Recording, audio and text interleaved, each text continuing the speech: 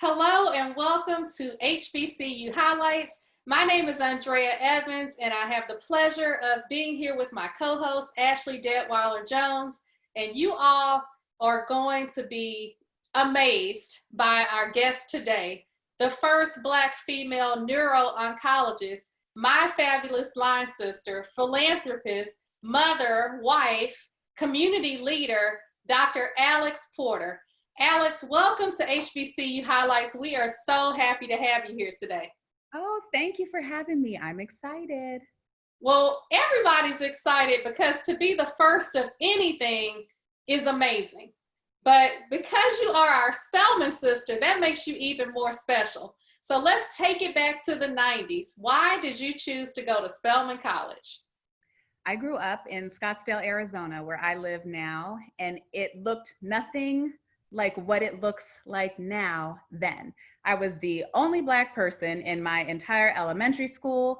There was two of us in junior high, and people assumed that we should either be brother and sister or we need to date each other. And then I think maybe there were four of us in an entire high school of 2000.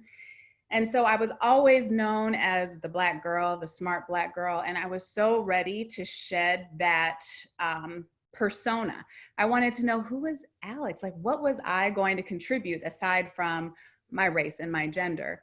And in middle school, I went to my cousin's graduation. He graduated from Morehouse. He just had his 30th year class reunion, and I fell in love with Spelman. I knew from then there was no other place that I wanted to be. And when it was time to apply to college, I was so confident. I told my dad, I'm only applying to Spelman. I'm not applying anywhere else. And he suggested, well, why don't you apply to University of Arizona just in case? Why don't you apply just another couple of places just in case? But I was crystal clear on where I was going. I tell you, even today, that is the best decision I've ever made in my entire life. Now, Alyx, you were very bright coming into Spelman. We got tons of bright women coming into Spelman. But was there any, did you have any scholarships, or were you able to take advantage of any grants or anything like that for your smart self? Yeah, I was so fortunate. I was awarded the Presidential Scholarship under Dr. Janetta B. Cole, and really that was just the greatest gift and the greatest blessing of my life, one of them. She, through the Presidential Scholarship, that means everything was paid for. And I was fortunate to leave college without any debt at all. And I was able to take advantage, even while at Spelman, I was able to take advantage of a study abroad program and to spend an entire year living in England and learning in a different culture, in a different country, just added to the richness that I experienced when I was at Spelman. And so it really, truly was a gift. So what is required to be a presidential scholar? That sounds amazing.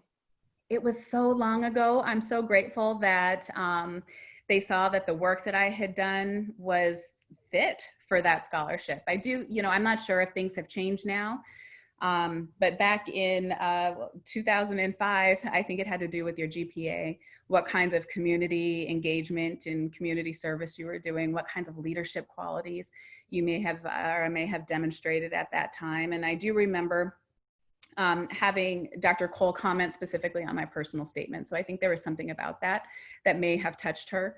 So, but the grace of God is the answer that I'll give right now. Nice, lovely. So most of us just don't wake up one day and decide that we want to be the first Black female neuro-oncologist in the world, right? What was that pivotal moment when you decided that you wanted to go into neuro-oncology?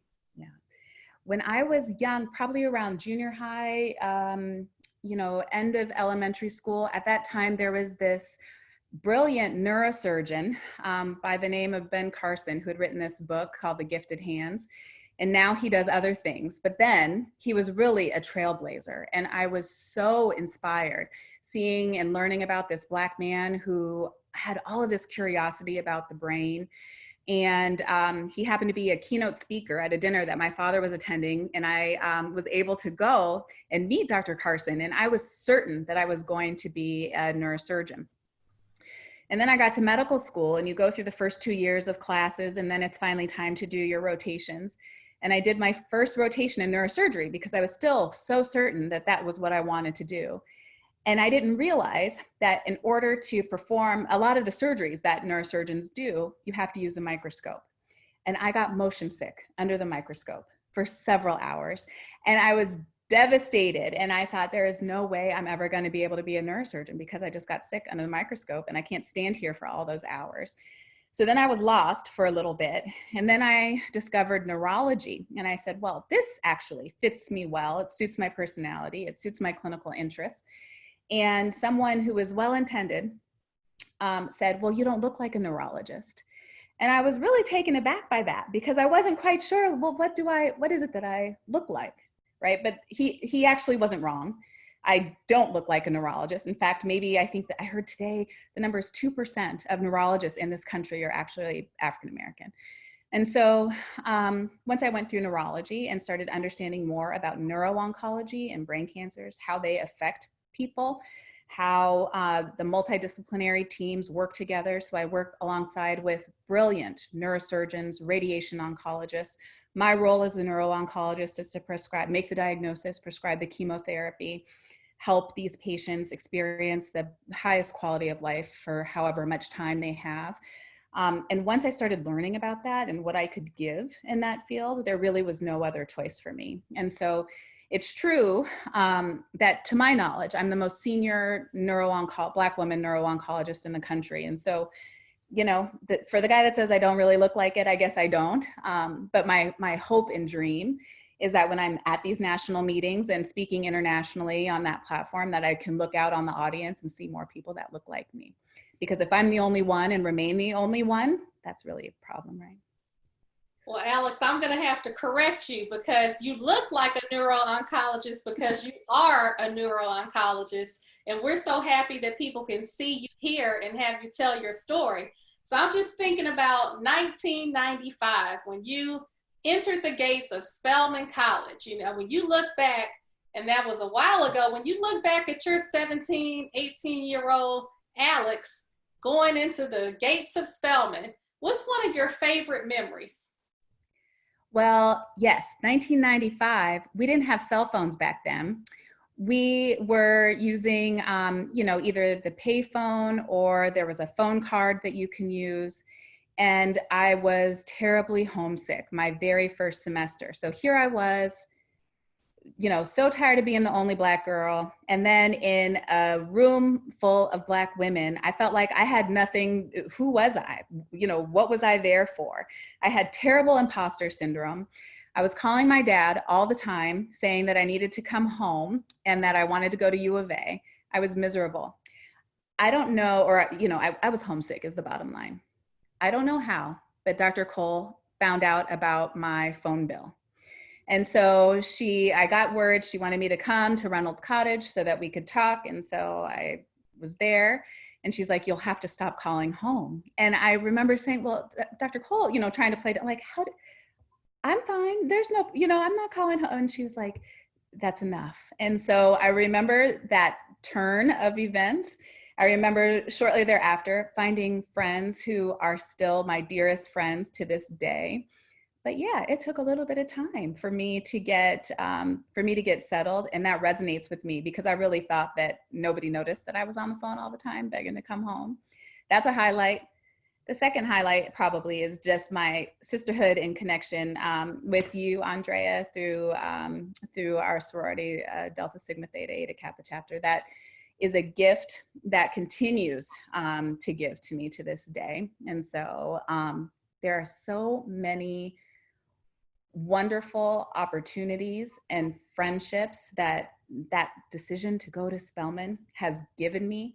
It really, even though it was 4 years of my life, I continue to benefit year after year after year. And it's even more dear to me now than it was in 1995 when we first started.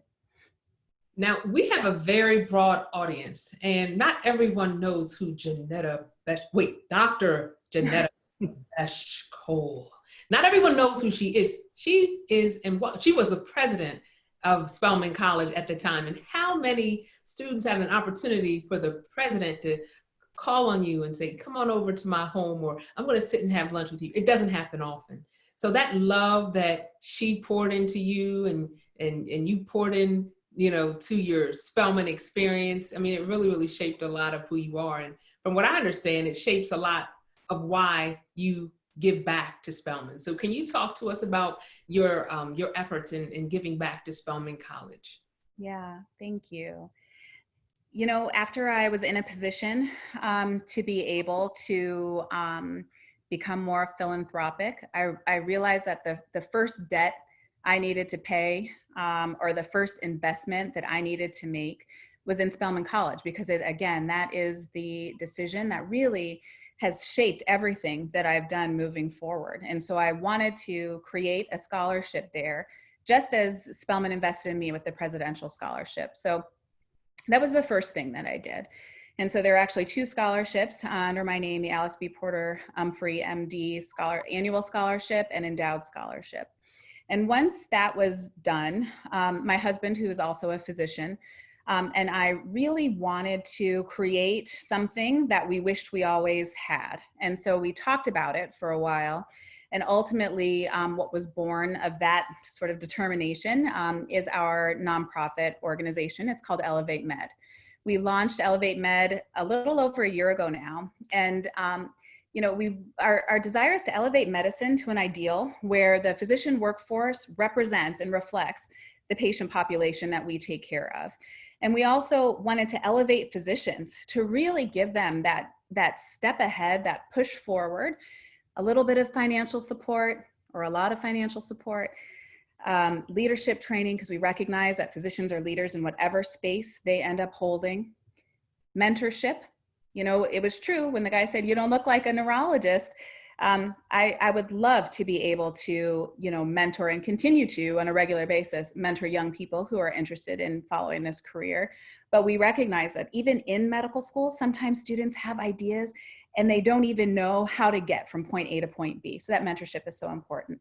And then finally, financial management education. We really want to create this cycle of sustainable support for future generations of medical students from underrepresented backgrounds. And so the only way to do that is to help teach physicians how to be good stewards of what they earn so that they too can become philanthropic. And we're really wanting to help change the face of philanthropy. When you think about philanthropy, it doesn't tend to include faces that look like ours. Here we are in our 40s starting this organization and really have the opportunity to make substantive, lasting change. And it's something that really speaks to the power of the collective, because the success that we've had within the last 12 months really couldn't have been done without all the people that really believed in what we're doing with ElevateMeD. Well, Alyx, congratulations on that endeavor. I think in sisterhood, scholarship, and service, you exude it all, and you are really making a difference to change the world. Congratulations to you. And I love the mentorship part of that. Like you said, having someone that looks like you to tell you that you can do it, to push and encourage you. I'm sure you've had several mentors along the way, but if you could choose one that maybe helped you to get through Spelman and to get to where you are today, who would that person be? Yeah. I'll tell you, one person that stands out to me that will forevermore always stand out is actually a high school math teacher of mine. And I was so impressed with Mr. Jensen because he would turn around and talk to us and he would write on the chalkboard at the same time in a perfect line. And it was shocking to me. And when I decided that I wanted to go to Spelman, it really wasn't met with a lot of support from the high school guidance counselors, mainly because they just didn't understand. And just so happened that morning, Mr. Jensen had heard Dr. Cole on NPR, and then there was also one of the Spelman professors had given an interview on NPR. And then the next day, when I got to calculus class, Mr. Jensen had put a book from one of the Spelman professors on my desk where I usually sat. And he said, "This is where you're going to college." And I remember the fact that having this man who doesn't look like me, who really took an interest in what I was interested in and just had that bit of a nudge that I needed, knowing that there's always people that are, rooting for you, who may not be the obvious mentor, may not be the obvious supporter, but I'm so grateful for those little nudges that have happened along the way. And so I thank Mr. Jensen for so much. So Alyx, when you are following a path that no one has ever been before. You know, you're treading new waters, you're blazing new trails. What would you say, looking back at that Alyx, or someone who aspires to do what you do today, what kind of words of wisdom would you share for somebody who's going to have to kind of swim upstream a little bit? What would you share? I think one of the most important things that I've been able to demonstrate that has helped continue to propel me along this path is that characteristic of resilience. You know, there has not been not one step along the way where it was so easily laid out for me, where there weren't missteps, where I hadn't made a mistake. It's truly the grit and just that sheer determination that and the help along the way, recognizing that people do want to see you win. But even in those instances where people tell you no, oh, I had so many people tell me you really shouldn't do anything like ElevateMeD. There are other organizations that do things like that. Or, you know, physicians really aren't that generous. People aren't going to donate money. You know, those sorts of you know, the hateration that is, you know, that you call it, that's the stuff that has really propelled me and shown me over and over again that when you're in alignment with sort of that vision that I believe that God puts within each of us, in our lanes, in the place where we are, if all you do is just take that next step forward, I do believe that the path opens up and God shows the way. But it's never easy, and there's going to be some trials and tribulations, but I think that resiliency that I've been able to demonstrate over the years probably has been the thing that I would encourage my younger self just to never give up, keep going, regardless of what it may look like immediately in front of you or what you might be hearing from the side. I love that, Alyx, and I agree. Hard work pays off, and your steps were ordered. So when you think of being where you are today, you look at the good days, and they definitely have outweighed the bad days. And you even took it a step further to author a book. So tell us about this book that you've authored. Yeah. So the patients that I have the privilege of taking care of often are facing probably some of the most devastating news they've ever heard in their lives. For these patients and their families, they are met with trying to navigate and move from this position of fear to one of empowerment. And so I co-authored a book along with another neuro-oncologist at the University of Washington, and it's called Navigating Life with a Brain Tumor. And what we did, along with the help of a non-science writer to help smooth out some of the medical language, was really provide kind of a playbook, so to speak, from the moment of the diagnosis all the way through when the patient may experience their final breaths of what can be expected. And so that's why the book is called Navigating Life with a Brain Tumor. And although this book was written at one moment in time, the ripples and the impact from this body of work, I mean, has really been one of the greatest joys of my professional career. And I hope that as devastating as the diagnosis can be and how painful and all of the emotions that can go along with trying to navigate that road, I hope that this one tool helps ease that burden just a little bit. And it really does allow me the opportunity to enter into people's lives in a way that I wouldn't be able to otherwise. With this pandemic, now I'm seeing patients still in person, but we're also doing a lot of telemedicine, and just having that opportunity to interact now through the technology gives me a sense of what it might be like to be interacting with someone who's not directly in front of me. But truly, that book, the first edition was written a few years ago, and we're working on a second edition now that there's been some, very small breakthroughs in the field, but certainly some things that need updating. So more to come on that. Wow, Alyx, you're resilient, you're a trailblazer, pioneer. And for so many people looking at you and looking up to you, you're a hero. And I thank you for that. I love the example that you set for so many out there that, may give up, but they look at you and say, you know what, I'm going to keep going because I watched Alyx and she led the way. And for those that want to learn more about you and they want to follow you on social media or go to your website, Can you share, or even your foundation, can you share those social media handles and or those sites where we can go and give back to your foundation? Yeah, thank you. It's www.ElevateMeD.org is our website. And then there's information there about who we are, who our first cohort of scholars are, how to support or become a friend of ElevateMeD, how to donate if you're so inclined. And then all of our social media handles are ElevateMeD Inc. So on Twitter, Facebook, and LinkedIn, and then Instagram also. And we have a monthly newsletter, and so that's something also that you can sign up for through the website. Well, we will definitely share that information and be ready to be bombarded with a lot of people donating to ElevateMeD and people following your story. And we are on the edge of our seats waiting for the second edition of that book. And I just have to say the A in Alyx stands for amazing. So this has been an amazing interview. You have inspired so many people and have just, even though you're a doctor, just the grit, like you said, to tell people to keep pushing and keep working hard and to follow their steps, you know, these steps that are ordered that may not be what you thought they would be, but you end up pursuing your passion, and that is what you're doing. And we are so proud of you. I'm proud of you as a Spelman sister, as my line sister. And Dr. Alyx Porter Humphreys, thank you so much for joining us today at HBCU Highlights. And before we go, because you just dropped so many words of wisdom, we do have a lot of people who are wavering right now, especially during this pandemic. They need a little motivation. So can you give us just some tips to help them to persevere like you've done?